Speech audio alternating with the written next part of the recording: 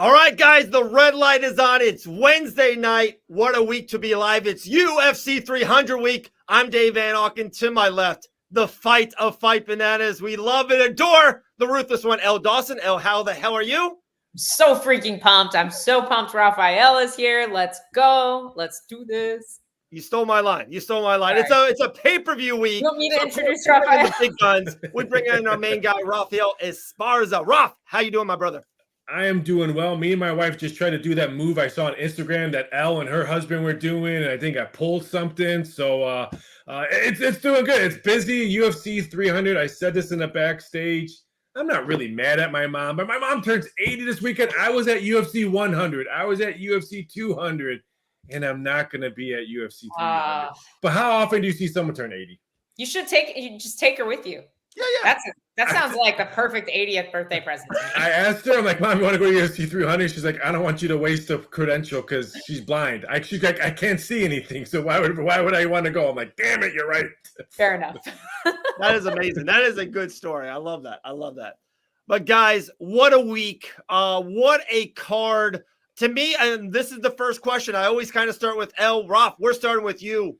I kind of asked this question to Jillian Robertson, and I want to ask you, do you think this card, because it's UFC 300, more eyes, I believe, will be on it more than ever other than a Conor thing that we will get the announcement tomorrow. We will happen. But do you think this will be one of the most bet cards in UFC history? What do you think on the action going into a big card like this? I think it will, because if you look at it, there's really nothing going on. NBA's is nothing really going on with them because the the playoff break starts. NHL has a weak card that day. Baseball's still not at full swing, no pun intended, when it comes to betting. So this is UFC's, I hate to say this is UFC's WrestleMania. This is UFC's only event during that night. This is their moment to shine. So it's in Vegas. I just hope no parachute man comes from the sky or something. I've seen craziness happen at big events in Vegas. I hope there's no fight in the stands. But this is their event. They have nothing that's going to outtake them on Saturday night, besides my mom singing happy birthday when the cake comes out. Good point. That's a good point. Okay. I cannot wait. Guys, this card is absolutely stacked. We're not going to debate about Bo Nickel being on the main card or not. We're not going to debate about if Aljo or Kayla Harrison, who looked phenomenal today, by the way. Yeah, if she's going to be on the main card. Let's just talk about betting odds, over-unders. Where's the money at? What underdog are we like and stuff of that nature? But how we start here in this show is the best bet on the board. There are 13 phenomenal fights. Elle, we got to pick a fight. We got to pick an over-under. We got to start the night off right. Where are we going? Where are we making money? We're starting right at the very beginning of the card. The lock of my betting card is Davison Figueiredo to win by KO TKO. I think it was plus 175 last time I looked. I think that's great value. Man, Figueiredo, if we hadn't seen Figueiredo at 135 yet, I would be on the fence here. Right. But he looked so good against Rob Font. Watching him fight, it was very clear that 135 should have been this man's weight class all along. The fact that he won a belt at flyweight and maintained it as long as he did is incredible to me because he cut an exorbitant amount of weight to make 125, and he looked so good at 135. We saw his cardio improve at 135. From not having to cut all the extra weight. This is a 3-round fight. We don't have to worry about Figueiredo gassing. I love Cody Garbrandt, and I love that we've seen him do better lately. But a guy like Figueiredo makes you come into that firefight. He's so explosive, and the way he moves and feints towards you, it really draws people in. And Cody Garbrandt has run into that problem in the past where he just gets dragged into those brawls, and his chin can't handle it anymore. Figueiredo's got so much power. I love him by KO TKO right here. Love that. Roth, tell us if Elle's onto something. Is she off? Do you like that play? I like the plus money on it. She's dead on how he has to deal on coming with fights. 3-round fight, doesn't have to cut that much weight. His power is going to be there. Yeah. It's an early fight, so he won't have nerves like if he was, longer in the fight. I always tell people, if you want a quick KO ticket, always bet the first 2 fights because they're ready to go. They're pumped. They're not have to sit in the back. and get getting taped nervous. up. As a build up. So if I was on UFC 300, I would want, hey, I'll go first because I just want to get it over with and not have to wait. So I like the plus money. And a little bit shocked that she picked that one the whole card. I know. I love that play too. It's like it's a savvy play. I like it. Elle Dawson's on it. I love this. All right. Underdog plays to me, and I know Elle, sometimes you and I feel like sometimes if we disagree on underdogs, maybe I feel like there's like I saw 4 on there. I just checked it out real quick. There's just live dogs everywhere. I feel there's so many good fights. There's a lot of close odds. There's like 3 fights that are plus 115 in that range. Do you have an underdog you absolutely love on this card? I do. And if for no other reason, there are other reasons, but if for no other reason, you should bet this underdog because there's no way the lines should be this wide on this fight. Last time I looked, Renato Moicano was like plus 200. Yeah. Which is nuts to me. The line should be so much closer on that fight. I'm not going to lie and tell you that Jalen Turner is not a tough matchup. He absolutely is. He's 6'3". He's dangerous. Like he's an awkward guy to fight. I'm not going to say that Moicano is going to absolutely destroy him. This is a tough fight, but the value is so heavy on Moicano and everyone is looking at this fight all wrong. The breakdowns I've seen supporting Jalen Turner in this win is, Mateusz Gamrot couldn't hold down Jalen Turner. Mateusz Gamrot doesn't hold anyone down. He is one of the best shots in the division. And as soon as somebody starts to get up, he literally cuts them and lets them up so he can take them down again. That's his style.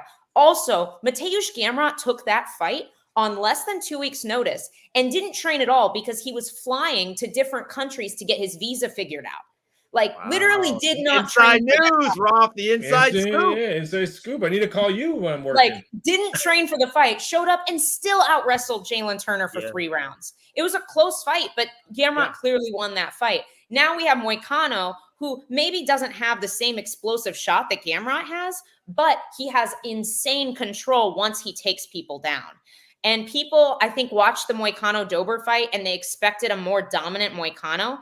But Dober is a little bit underrated, in my opinion, especially when it comes to his takedown defense. He has really great takedown defense. While Jalen Turner is tall, it's easy to get to his legs, and I don't think he has great takedown defense. Hooker took him down. Hooker out-wrestled Jalen Turner in their fight. He was also Hooker's taking a lot of people down. Trust me, a lot of people. Hookers get people down. All right, but Hooker is not the grappler. I don't mean that kind of grappler that Moicano is. So I think there's just Moicano's so undervalued here. You'd be crazy not to throw some money on him at plus 200. I know people might be tired of this, but goddamn, Elle Dawson is the best analyst in the business. I don't give a crap what kind of network you're on. Elle Dawson tops them all. Roth, what do you think on Moicano plus 200? You like that or not? Yeah, I thought the number was a little bit too high too when this numbers came out. I actually that's one of the ones that I circle. Say, hey, let me go back there and see if I need to adjust some of the numbers that I adjust and on there. So yeah, that one kind of shocked my eye, but yeah, I could totally see it. And I think we're going to see some dogs barking in this one. I think we're going to see some upsets where Sunday you wake up and you're like, wow, did that really just happen? Did that person actually win last night? So it wouldn't shock me if we see 2 or 3 dogs barking. Let me throw out a couple, guys, right off the rip. I know you guys mentioned the first fight. The second fight of the night, I don't know what it is, guys. The momentum, the oral. Sometimes we're going to look back on this fight and be like, wait, Jim Miller was the underdog? I don't care how old this man is. He knew he was fighting on UFC 300 for 8 months. This fight is for Jim Miller. It's not for Bobby Green. And Bobby Green, if I remember a lot, his last fight, he was goddamn sent to the shadow realm. He almost died in the cage. And this is his next fight. I love Jim Miller in this spot. Next fight, Marina Rodriguez is an underdog. I'll take it. I don't care who she's fighting. Yeah. She's an underdog. Wild. I'm taking that. Then we got Moicano. The next fight, Sadiq Youssef is an underdog. I know you like Lopez a lot. I know that, Sadiq Youssef as a dog, give me that one. How wide's the line? How much? He's a plus 100. Plus 100. I think that's a fair line. Yeah. Roth, I don't know about you. Yuri and Rakic keeps on going back and forth. If you get Yuri Prochazka as an underdog, that's flipping bananas. Guys, Yuri to me is maybe the best light heavyweight in the world. I know he just lost to Alex Pereira in Madison Square Garden. There was moments in that fight I thought he looked good. I think Yuri as a dog is unreal. And Rakic is coming back from a torn ACL. This is his first fight, and he's fighting a murderer. There's so many dogs. Brundage, no way. Guys, Charles Oliveira is plus 175. Like, there is ton of underdogs on this card, guys. Ton. Is Aljo? Is he the favorite? Aljo's the favorite. Yeah, Aljo's the favorite. I was thinking that, but I couldn't remember. There you go, Joe. Jim Miller for the culture. Let's go. I'm going to jump on your Jim Miller. I actually feel bad for the fans on this one. Why is he the fans want to see him? The fans are not going to be there by the second fight, or at least the major front row fans are going to be. I don't know. It's 300. If the fans are smart, they're going to be there for that first fight because that's going to be fireworks too. I'm hoping I'm wrong. Yeah. But if the fans are not there and they miss Jim Miller on UFC 300, I'm going to be upset because that's one of the fights I can't wait to watch. And I'm usually once. Yeah, I'm usually once. Yeah, it's historic. Yeah. Like Jim Miller, Marina Rodriguez, Sadiq Youssef. Yeah, there's just so many guys. Yuri Prohazic. So I think the dogs will absolutely be barking. Love it. All right. L. I know this 3-fight parlay has not been kind to us. It's been so really close bad last week. So close. I've been that's like what parlays do. I watched that's this what parlays do. Close. But this is it. It's time for UFC 300. It's time to kind of turn the page. We're starting the new. It's WrestleMania season. Right. You know, we're about to turn into the summer. The kids are going to be off for the summer. I need a lot of extra funds. We need to hit this 3-fight parlay. L, what do you got for us? I played this one super conservative, which means naturally it's definitely going to bomb. So first leg, the BMF fight is going the distance. That was plus 100 last time I looked. Plus 105 now. Do what? Plus 105 now. Plus money. Guys, Max Holloway has never been dropped. Has absorbed, I think, over 1,500 strikes and has never been dropped. It's not happening. Poirier didn't drop him at lightweight. Max Holloway is not getting finished in this fight. And I don't think that he has the power to put away Gaethje. He has the volume to win a decision possibly, but he doesn't have the power to put away Gaethje. Like, this is going to be 5 amazing rounds of boxing and Gaethje throwing calf kicks. Like, real quick, there's been 2 BMF fights ever. Both did not go the distance. Just throwing that out there. Different fighters, totally different styles. Max Holloway wasn't in any of those fights. Both these guys are so crazy tough. Gaethje's been knocked out, absolutely, but Max Holloway is not finishing a ton of guys, even at 145. And real quick, Al, I hate to interrupt you, the parlay, but just the momentum you mentioned this fight. With that being said, if this fight goes 25 minutes, do you think this is the fight of the year? Do you think this is an absolute, this is incredible, we are lucky to watch it? Or is it a little bit less than what people are thinking? I think that this fight is going to set significant strikes records. Wow. I think this fight is what are the odds on that they're going to break a significant strike record? I'll work on that after the show. Yeah, I would bet that. Make a special prop. Wow. Yes, just for me. Don't jinx it, Dave. Thanks, Joe. Thanks. All right. So BMF goes the distance. Wow. Wow. Okay. Keep it rolling. Second leg is Cody Brundage versus Bo Nickel is ending by submission.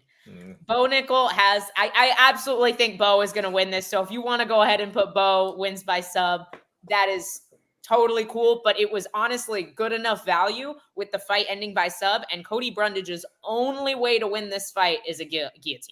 That's the only way this fight's happening, or this fight is going towards Brundage here. I think that Brundage's lack of fight IQ and Bo's aggressiveness is going to end up with Brundage being on the tail end of a grappling exchange where he's out of his depth very, very early in this fight. I see Bo being very confident, very aggressive, very assertive here, especially after he kind of came out a little bit gun shy against Jamie Pickett. I don't think we're going to see that again from Bo Nickel. Okay. So that is leg 2. We think the same thing. I think Bo Nickel via sub first round's happening. Yeah. So if you want to play the Bo by sub, go for it. Or if you want just like a sprinkle of hope for Cody Brundage, you want to play the fight ends by sub, I wouldn't. But I mean, it's still great value. I think it was like minus 140 or something for the fight to end by sub. Yeah. Crazy good value. And then the main event is going over 1.5 rounds. I was actually surprised that this was only at minus 175.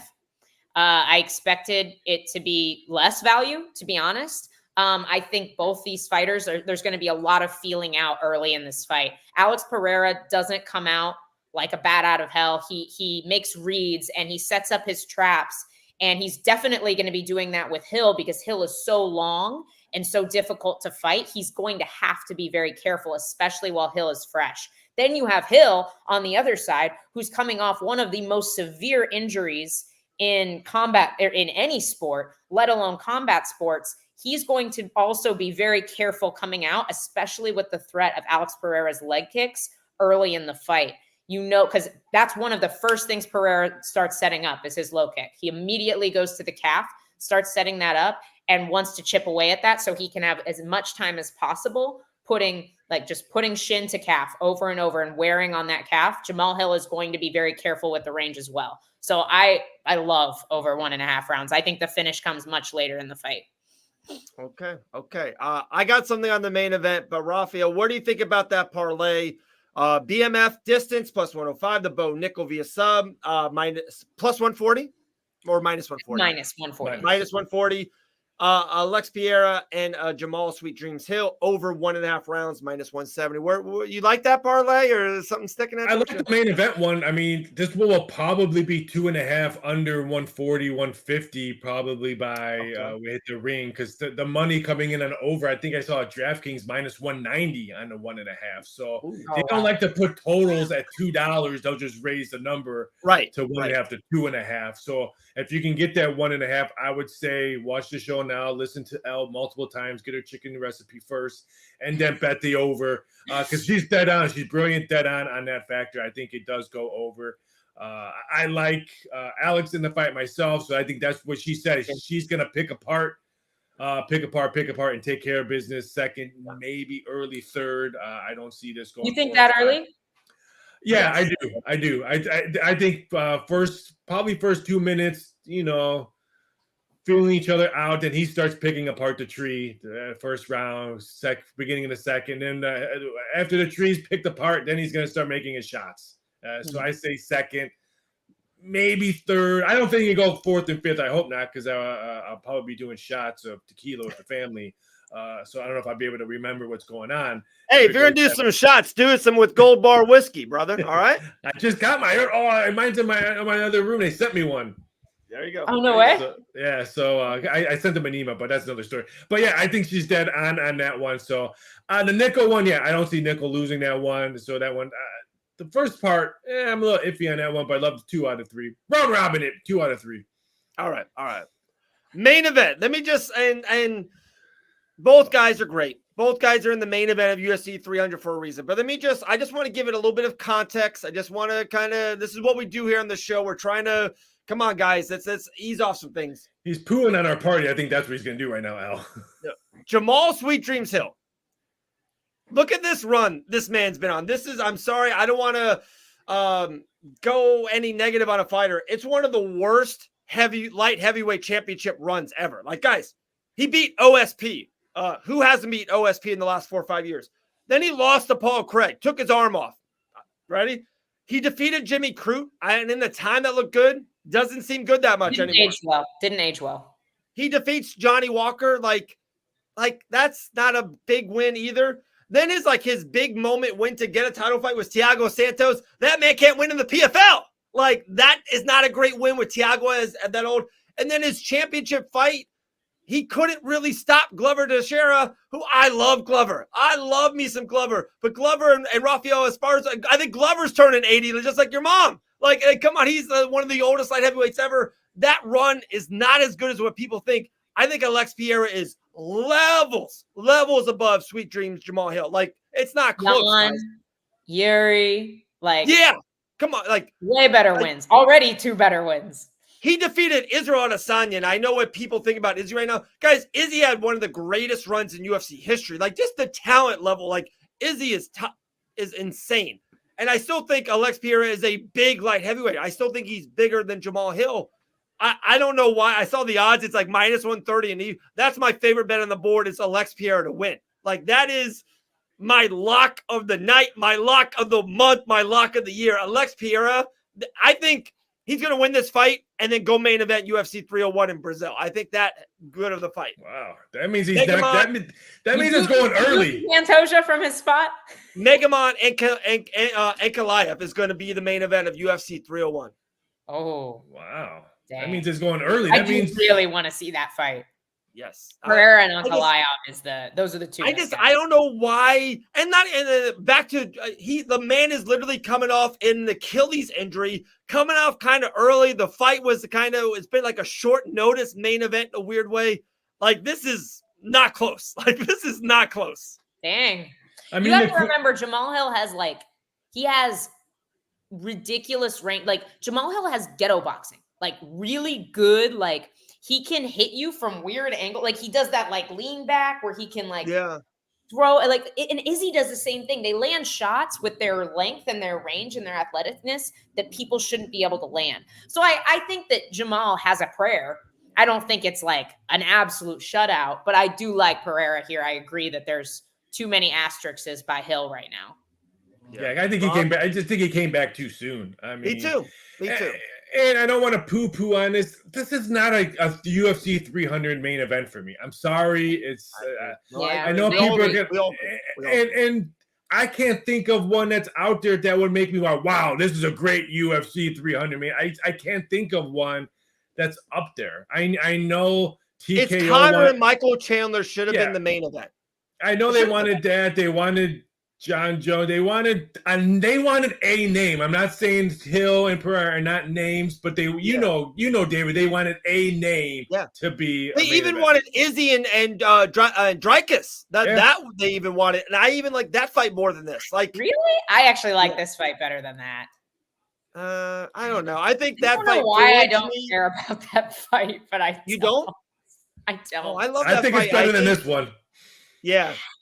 I don't know. Dude, I think Dricus is undefeated in the UFC. He's the champion. Izzy is like an all-time great. I don't like watching DDP fight. Like, I don't enjoy it. I don't know what it is. I don't. He's got such a weirdness to him. Like, I just don't love him as a fighter. It's not like anything against him as a person. Not my favorite style. 3-fight parlay was awesome. Davison Figueiredo, I love that TKO. Moicano, we went over a lot of underdogs. Rafael, what's something that we missed? What's something that's getting action? What's something, guys? How about Nan? Nan as a plus 350 dog in the co-main. Is there something that we missed on this card? I'm going to go to the ladies. I do ESPN New Mexico, and I go to New Mexico a lot and do some stuff for their sportsbook and in Santa Ana. Sportsbook, shout out to them. I'm really scared for Holly Holm on Saturday. We all are. Kylie Harrison, her picture today scared me. She was jacked. And I heard her camp, they wanted to jack her up because they're hearing that, oh, you don't belong here with us. Blah, they get that, and they want to put on a show. And that just makes me scared for Holly. And I hear Holly Holmes. I hear people, so Holly Holm's going to take her. They're still thinking of Holly Holm who beat Ronda Rousey, and that was like a million years ago. She had one claim to fame. Yeah. Like, what else has Holly Holm done besides knock out Ronda Rousey? Kind of a cool nickname, the preacher's daughter, but that's about it. That's it. She's had one like amazing performance, and that's it. And everybody like puts her on this pedestal from that. And not to hate on her, but I also feel like her camp kind of became this like weird publicity stunt. It's like, oh, we brought in Chris Cyborg to get ready. It's like, cool, you brought in a striker with some jujitsu to get ready for Kayla Harrison. Yeah, like, this makes sense. Yeah, because she's gonna get you ready for Kayla's judo. That's better than Ronda's. Like, that's gonna be this. I think it's been kind of a weird camp for her. Like, I don't think that she's prepared in the way that people think she is. And I agree. I think Kayla looks insanely good and really good. Lean. And before we went on live, me and Rafael was just talking shop, and there's motivation. Everyone's motivated for different reasons, and people work hard for different things. Guys, there's just some people you don't like disrespect, or there's some people. Kayla freaking Harrison's one of them. A 2-time Olympic gold medalist, everything she's went through in life, a 2-time PFL world champion, like this is her time to go to the UFC. I don't want to like kind of like be like that. She's not losing this fight. Like she's not coming to the UFC to lose. Like she's probably more motivated than ever before. I think the weight cut's actually going to be good for her. I think she's going to be so big in that octagon because she's used to 145, 155. She's going to fight at 135. She's going to walk into that cage at 147. She's going to be huge. I think this is a train hot knife butter walks through. Hang on. We gotta pull Queen's comment up here. I just saw this. Who has taken Holly down and then gotten reversed? When has that ever happened? Like, I can remember, like the only wrestlers that Holly has fought recently are Mayra Bueno Silva. We saw how that went. And then we have Miesha Tate. She didn't get up after Miesha Tate took her down. Like, what other girls are wrestling Holly holm and failing at it? And real quick, Queen. Aspen misses weight at 155. I was gonna say we love us. I love me some Aspen Ladd. Aspen Ladd's awesome. Like, dude, Aspen Ladd beats Holly Holm at UFC 300. I'm sorry. Yeah, I agree. If she makes the weight, if they like fight at 145 or she makes the weight, Aspen Ladd beats Holly Holm. Huge. Yes. She's such a big girl. Like, yeah, she's a thick girl. It's different. I've met Aspen 2 or 3 times. Kayla's going to be a weight bully. A weight bully in the UFC. And Aspen's dogs scare me more than she does. Her dogs are always in the mountains and all that. She's 9 dogs. Yeah, I know. Her dogs scare me. Freaking wolf pack. She's the leader of the pack. All right. Oh yeah. If Queen, listen, if Holly can keep away from Kayla, sure, she can win this fight. If she gets taken down, she's not getting back up. She's spending the rest of that round on her back. And you ready for this one? I will even double down. You said that to me 2-3 times on air and off air. If Kayla gets her down with over a minute or two, the fight's over. She's going to stop the fight. I think that high level, I think she's going to TKO her down. Like, she's not going to stop. Holly's going to, like, swimming. And Holly knows if she loses, she's done. This is her gloves come off. Will not be shocked if she puts them in the ring. Wow. This is. I mean, it makes sense. Fighters know that when the end is near, and she's got to know that her end is near. See, if she loses badly in here, she knows she's not making the title run. Like, she's become the gauge for who gets the next title shot. She's not getting the belt again. So Rafael, if the over under retirements was 0.5, do you take the over or under?